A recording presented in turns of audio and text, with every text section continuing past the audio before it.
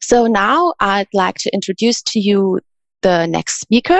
His name is Martyn Kramek, and at his presentation he introduces us the Book Art Museum in Łódź, Poland. The collection is known not only for its books, namely artist books, but for treasures in the field of typography. Martyn Kramek will focus his lecture on previously found material in connection with a rare typeface that's been hardly ever printed. Martyn Kramek is an expert on the history of typefaces and a member of the AEPM for quite a few years. So I'll hand over to Martyn Kramek. A warm welcome at Offenbach and internationally. Yes, thank you. Hello, everyone. I'm pleased to be here with you. So, Book Art Museum is a small private museum funded by a couple of book artists, Jadwiga and Janusz Trzyzno, and they founded it in 1993. And actually, it occupies former factory owner villa located in a post-industrial 19th-century district of the city of Łódź. Jadwiga and Pavel, they were for many years busy with making books, and the direct impulse for founding the museum was actually the fact that when they were looking for a location for the workshop, which was growing, they were offered a loan of the building, and it gave them the idea of making something more than just a workshop, placing machines and things. They actually got the idea of creating a place that would invite people for exchange of thoughts and something that would inspire more widely people and give an impact on the public as well, and on other people.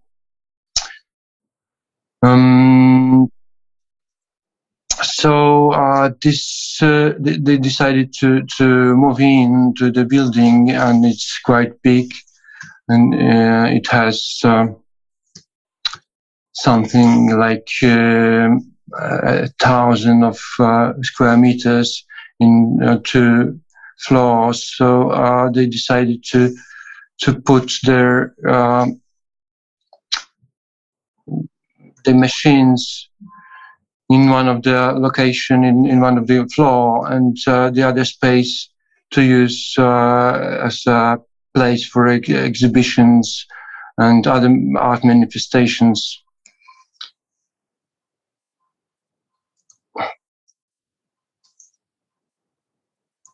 So you can see how the building it's happening, and some extra exhibitions are held, even music concerts, not only of the classical music. Sometimes it occupies the space in the garden to play music of different kinds and of different styles. And they are actually created a house which is very, very open and giving a lot of possibilities also for other creators and other artists from different fields of interest. In the basement, they located their equipment for printing and bookbinding, and also typesetting, and even a paper making. So the whole range of the activities connected with the creation of book is there. And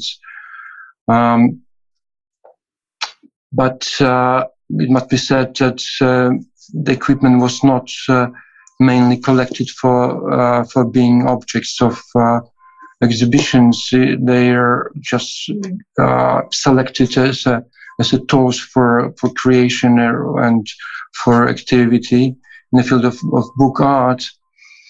So maybe some of the objects are not there because they were replaced for something that actually matched better the needs of the workshop of creation.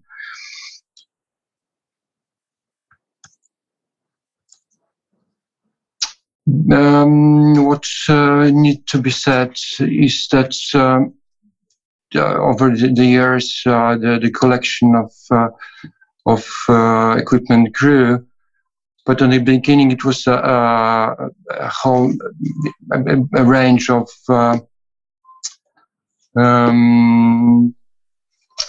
simple or basic equipment for making books, and it started on the 11th floor of the high-rise block of apartments. And it was, when it grew, it was not possible to hold it on a 11th floor.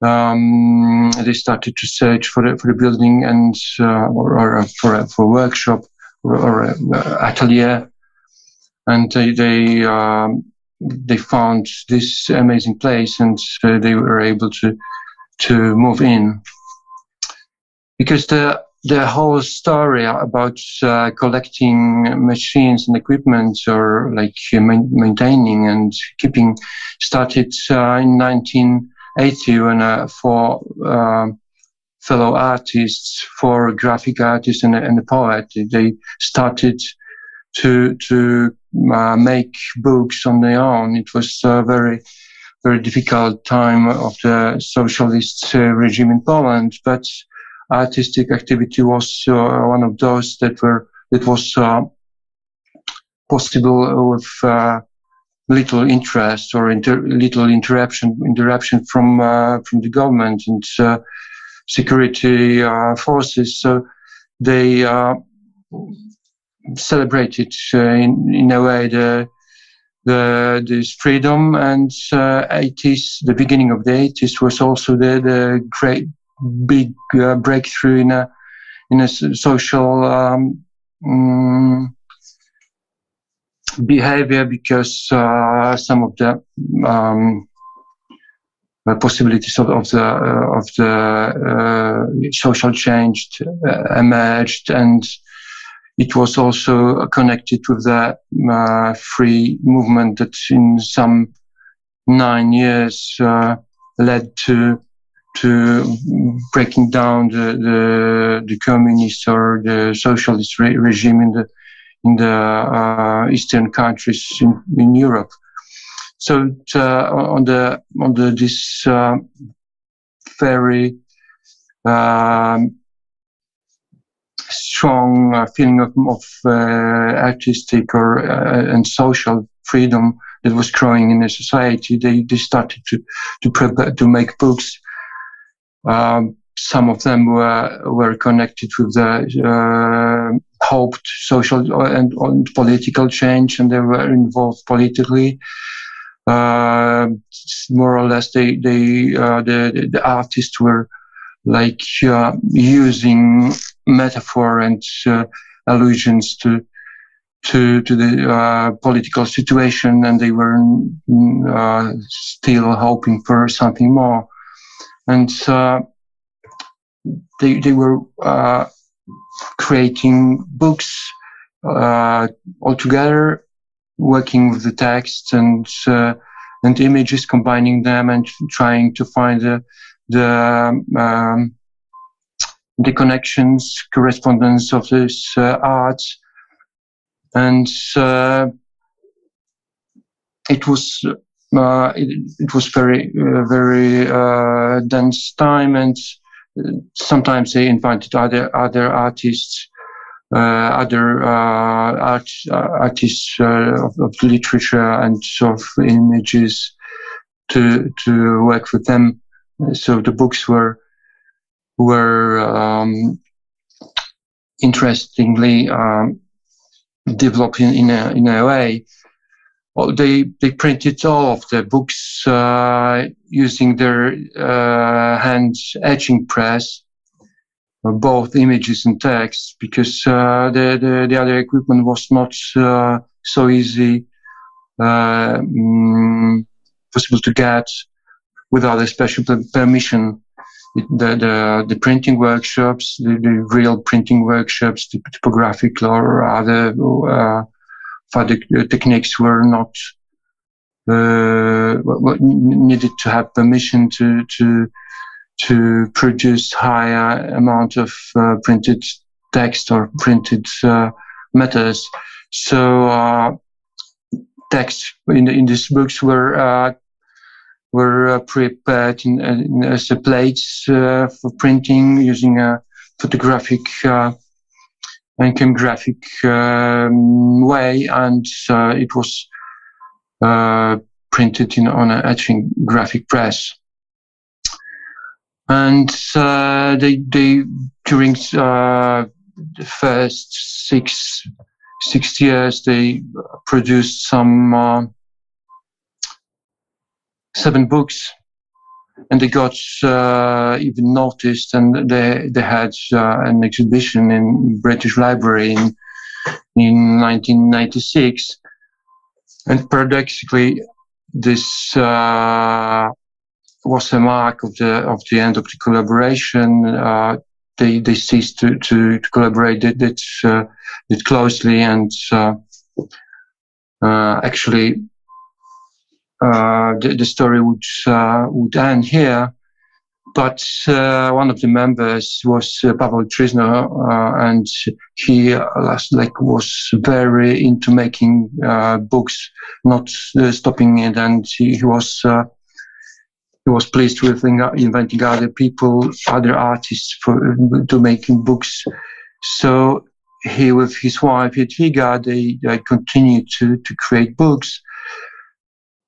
They just to the initial name of the printing press, which was Correspondance des Arts, they added the number 2, so it was Correspondance des Arts 2, and they continued creating.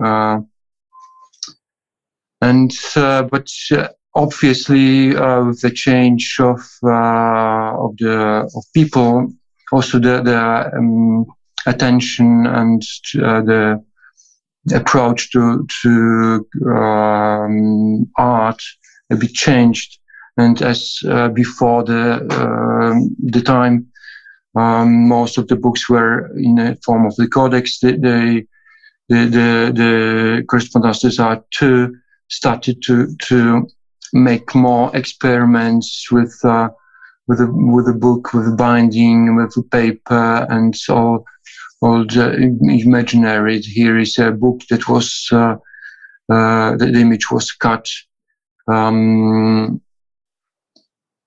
of the paper with some relief, and other quite sophisticated ways of making paper in several steps, like this one, where the paper was included in the next sheet of handmade paper. During the preparing the paper, the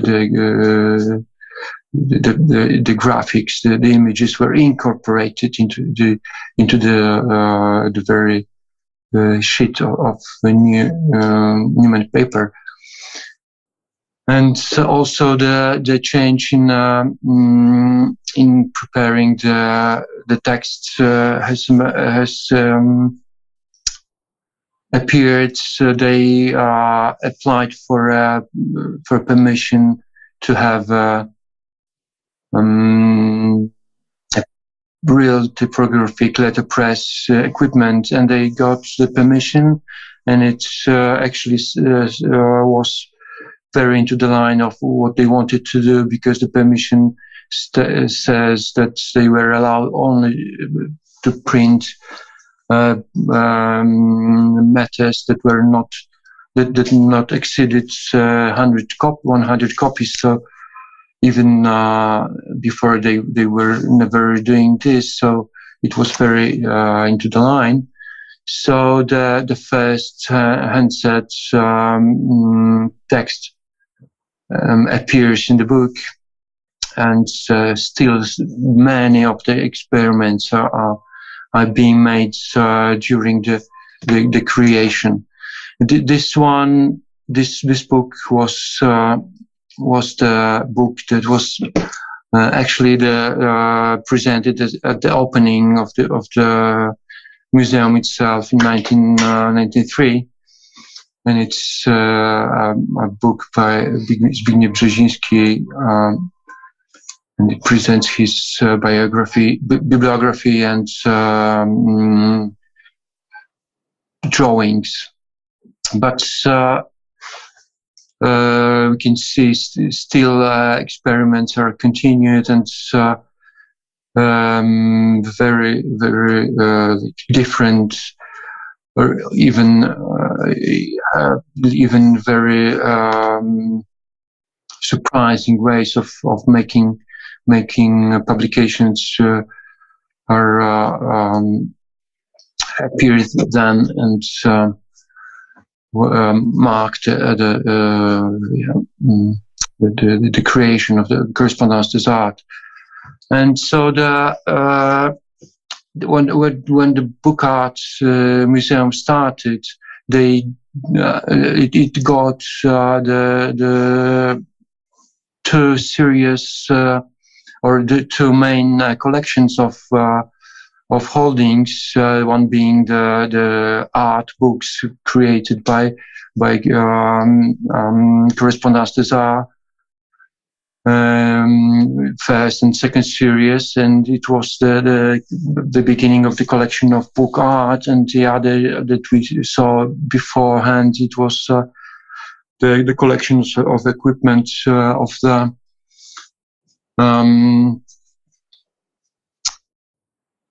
printing and letterpress equipment. Yeah. So these two collections was start of the collections of the museum, and during the first even years of the activity as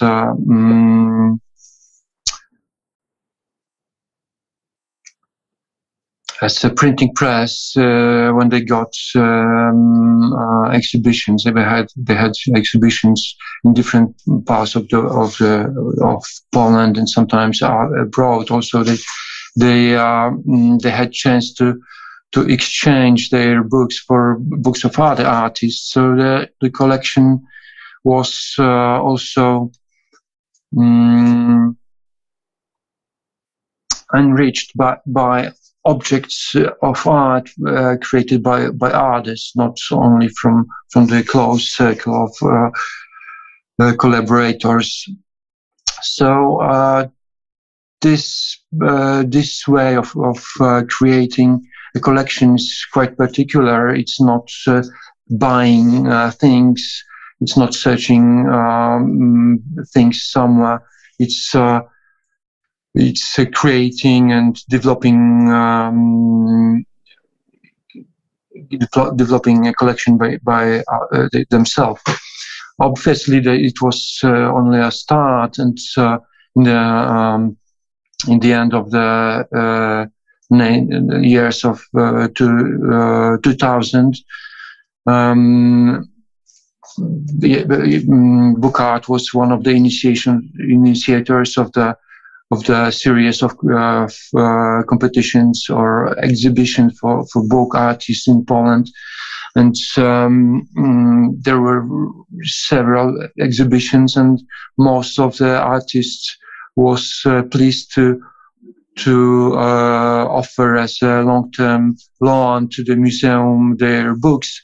So so the Book Art Museum now is holding a special collection, which reflects the book art of the end of the past century and the beginning of the present century, of Polish book art, of different objects, of really different approaches to book arts, and it makes another collection of art at the Book Art Museum. Gradually, must be said that creations of correspondences art of Trisnos evolved in a very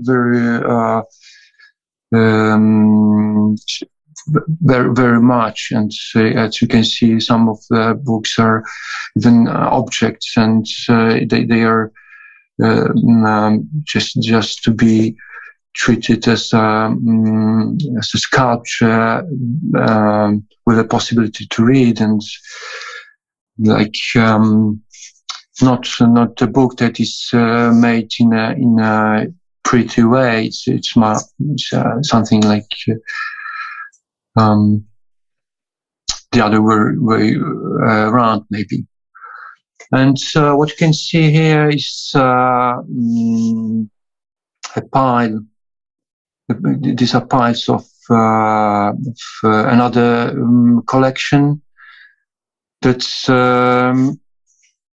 grew from the contacts of book art and Paweł Trisno that he got in a Polish state type foundry in the beginning of the 90s of the past century, when he tried to acquire some new cast type for his book productions.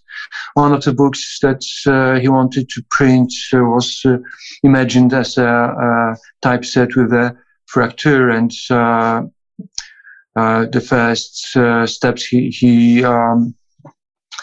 made to the type foundry, if they would be possible, they would be able to cast for him a serious amount of type that would enable him to typeset a book. Finally, it was not possible, but because the fracture was one of those typefaces that was very rarely cast in Polish type foundry. So it was not possible to do this. They were not accustomed. They had no serious notes on how to maintain the justification and all the things that were required in casting type foundry machines from type foundry matrices, and but soon the foundry was at the state of liquidation, because the change in technology was so fast that they got no new orders that would permit it to last the enterprise, and they just needed to do something with the equipment, with matrices and punches they got, and as there was no serious interest in those kind of olds and in a way not actual ways of producing things in changing industrial situation and political situation and business situation. There was no institution, no one in Poland that would think of preserving this treasure. So the last director of the foundry just asked Paweł, knowing that he had this book art museum with some equipment for printing, to take this and to preserve this, because there was a danger of losing it for all time. forever, but it would go for a scrape. And in some two years, Pavel was successful to bring in machines and matrices to the museum. And actually, this photograph shows how it was stored for almost 20 years, from the mid 90s until 2016, because actually there was no possibility of doing whatsoever with the material. And but in 2016, some more people that would like to make some research on the matrices came around the museum, and they were students and young designers who were very interested. So Pavel decided to make inventory and photograph and to move to the nicer, or even more easy to more accessible place for other people. And during making this is the view of the new arranged room for the matrices. It's about it's over 1,000 galleys with the mats on them, and they're arranged by names, and they are easy accessible. These are furniture for standing type, actually used to store the whole set. And while making the inventory and photographing the matrices, that some of them are coming back from the mid 19th century, because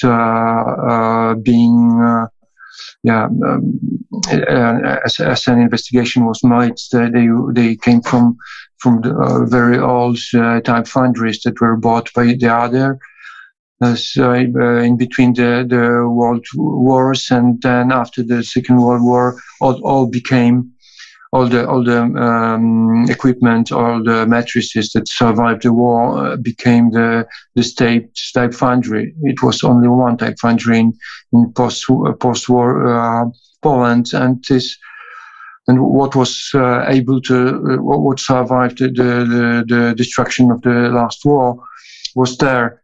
And Pavel, this typeface is very, very well known, and it's one of the most important typefaces in Israel even today. It's called Haim, and it was created in between the world wars. But Pavel also found something that was that made him remind a story of the last director of the type foundry, who was speaking about the typeface that was called Brigada, and was actually created to celebrate the 10th anniversary of the newly regained independence of Poland in 1928. But actually, it was produced in the wide range of matrices, and it had an appearance in a catalog from the 1953. But actually, it was never cast, and it was never used in any other publication. And the coincidence of something that it was marked to be important and to celebrate the independence of Republic of Poland, and approaching the centennial of the independence, the regaining independence of Republic of Poland in 2018. gave the idea to make a research and possibly make a revival of the typeface. Even if the revival, if it's not the clear revival, because it was not actually living before, it's giving birth to the something that was prepared in a wide range and wide range of sizes and in 3 styles. So the typeface was made. And it can be freely used because it became a Google font, and it's called Brigada, as you can see here. And on the beginning, it was just a project for commemoration of the regaining of independence of Poland. After the celebration, the year of celebration, it got open as an open source project, and the creators of other scripts were invited to make it the range of glyphs wider, and there was. Immediately, there was Cyrillic and Greek, and now it's totally open, and it can be created with a big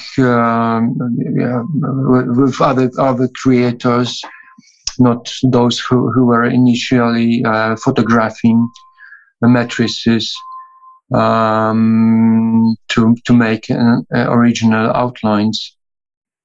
And actually, in the first phase of the recreation and digitalization, also a deep research in the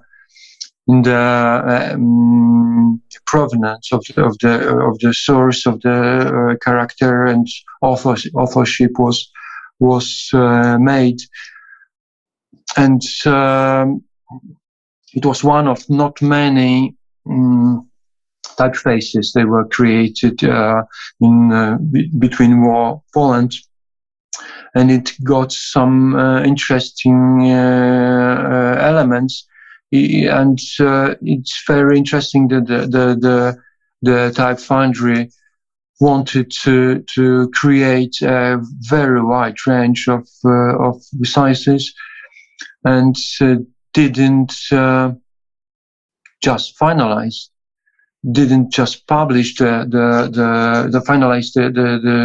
typeface in sorting it out to the market, because it actually, before the Second World War, it didn't appear in no known type specimen, and after the war, it was presented only by 2 words as between the less interesting typefaces and type styles offered by the Polish Type Foundry. And I think this my time is going to the end, so I would like to maybe stop here with the presentation, and if you have any questions or remarks on you're welcome, please. Thank you very much, Martyn. I hope everybody can hear me. And I want to say you opened up a whole cosmos of typography and book art to us, a very, very strong atmosphere which came out of your words, which came from the pictures you showed, as well as from the technical side, as from the very interesting books you showed. I was fascinated by the strong atmosphere of the original printed books and graphics. And let me just ask you one question right now. How many people are active in the museum right now? And do you have confidence in the next steps the museum has to go? Do you believe in a good future for the museum? Yeah. So right now it's about half a dozen of people working with the museum. These are people that are working on a volunteer basis. It's not they're employees of the museum. It is like just conducted by the couple of Jadwiga and Pavel, and it's if it comes to the second question, it's so actually there is some strong trials are made now to cooperate with the Ministry of the Culture, because as a private museum, the whole weight of keeping building and activities is in hands of prisoners, and there are actually some preparation for cooperation in organizing the museum together with the Ministry of Culture, as the collections are not only interesting, but I think they are very kind of a treasure.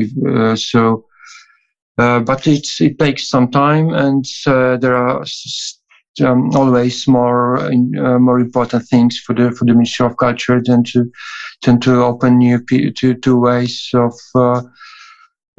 spending money. So I'm not sure how long that would take, but so far it's the museum is operating, and it's maintaining and preserving the things what they have, and still active in several ways, in a creative and Martyn, thank you very much indeed for your explanations, and I can see there are a lot of tasks you have to work on. And certainly we send you our best wishes from all of us from the APM, and please let's stay in contact. And may I suggest that any other questions go to the chat now, and we can pick them up later, and we try to proceed in our program. And I like to thank you again, Martyn. Great job you did for us, and very, very helpful for us to have been in contact with you. And now I may pass over to my colleague from the moderation. Thank you so much indeed. Yeah, thank you. Thank you very much. Thank you, Martyn, again, and thank you, Stefan. I was really glad to listen to your talk, Martyn, as well, because my friend who studied with me art history, she actually wrote her master thesis about this collection at Łódź. So I was very glad to listen to that.